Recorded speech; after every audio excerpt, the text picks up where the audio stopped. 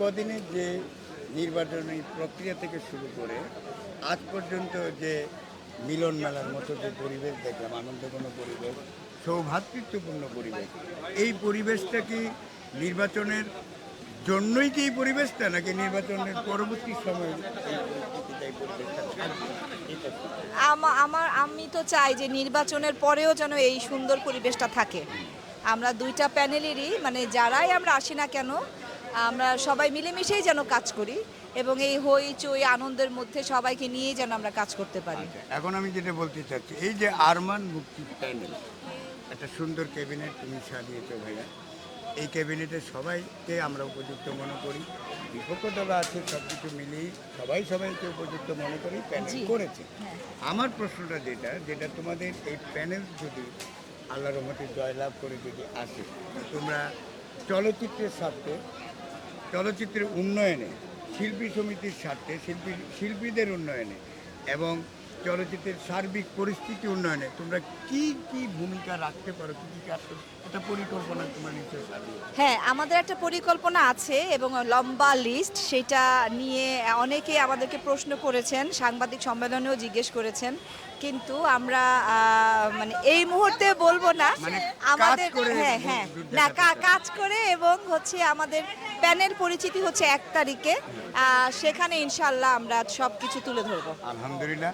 তবে একটা কথা আছে যে ক্ষমতার চেয়ারে যাবার পরে তারা তাদের প্রতিশ্রুতি ভুলে যায়, হ্যাঁ। এটা সমস্ত সংগঠনেরই একটা আমরা দেখে আসছি। তো আমরা কি ধরে নিতে পারি যে চেয়ারটা নয়, ক্ষমতা নয়, স্বার্থে আমরা উন্নয়নে কাজ করব, এটা কি ধরে নিতে পারি? ইনশাল্লাহ আমরা উন্নয়নের জন্যই কাজ করব এবং আমরা এমন প্রতিশ্রুতি দিব না যে যেটা আমরা করতে পারবো না। আমরা যেটা আমাদের সমিতির জন্য, সমিতির সদস্যদের জন্য, তাদের ভালোর জন্য আমরা যতটুকু করা যায় আমরা ততটুকুই করব এবং আশা রাখি যে আমরা পারবো। আচ্ছা, আরেকটা কথা বলি, এখন তোমার একটা ব্যক্তিগত হয়ে যেতে পারি, সেটা হলো যে পারিবারিকভাবে তুমি আজকে একজন প্রতিষ্ঠিত শিল্পী, অভিনেত্রী, এমন সবাই তোমাকে চেনে, জানে, ভালোভাবেই জানে। আমিও ব্যক্তিগতভাবে চিনি, আমার কাজও করেছো। আমি আমার মা, যাকে শ্রদ্ধেয় মা আনবি, ওনাকে মা বলেই ডাকি, যেহেতু উনি আমার মায়ের নামে মা, তুমি এটা জানো।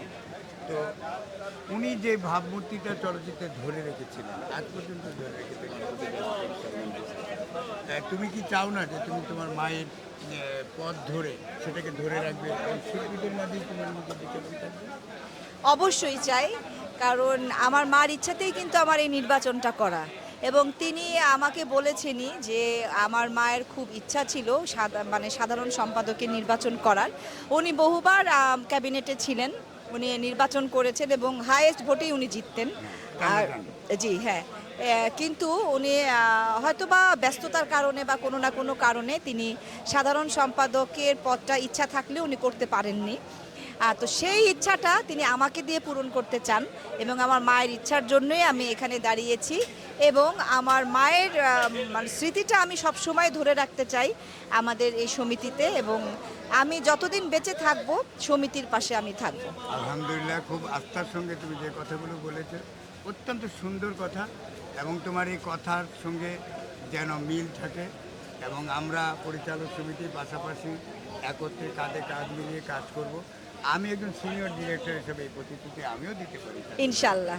আর আরেকটা কথা, সর্বশেষ যেটা বলবো যে তোমার ভোটারের উদ্দেশ্যে এবং সিনেমার দর্শকদের উদ্দেশ্যে কিছু কথা বলে দেবো। হ্যাঁ, আমার দর্শকদের এবং আমার শিল্পী সমিতির যারা ভোটার আছেন সবাইকে আমার সালাম, আসসালামু আলাইকুম।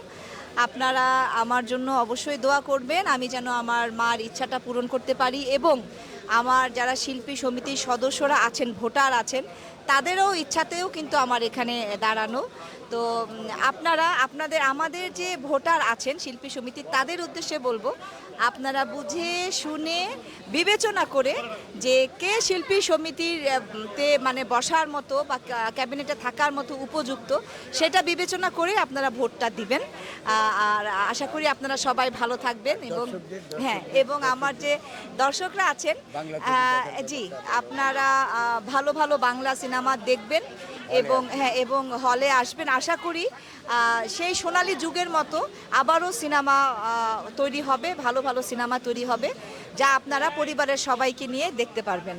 সবাই ভালো থাকবেন, আমাদের জন্য দোয়া করবেন। ঠিক আছে মুক্তি, তুমি কামিয়াব হও, তুমি সবাইকে ভালোবাসো, আমাদেরকে ভালোবাসো, আমাদের স্নেহ নিয়ে এগিয়ে যাও, ইনশাল্লাহ তুমি কামিয়াব হবে এবং আমরা সেই আশাই রাখছি। জি। তুমি ভালো থেকো, সুন্দর থেকো। আপনিও ভালো থাকবেন, সুন্দর থাকবেন। আপনাকে আমি অনেক বছর আগে থেকেই চিনি। আপনি অসম্ভব ভদ্র এবং ভালো একজন মানুষ, একজন সৎ মানুষ, আর আমার ভাই। তো সুতরাং আপনার দোয়াটাও আমার অনেক দরকার, আমার জন্য দোয়া করবেন। জি।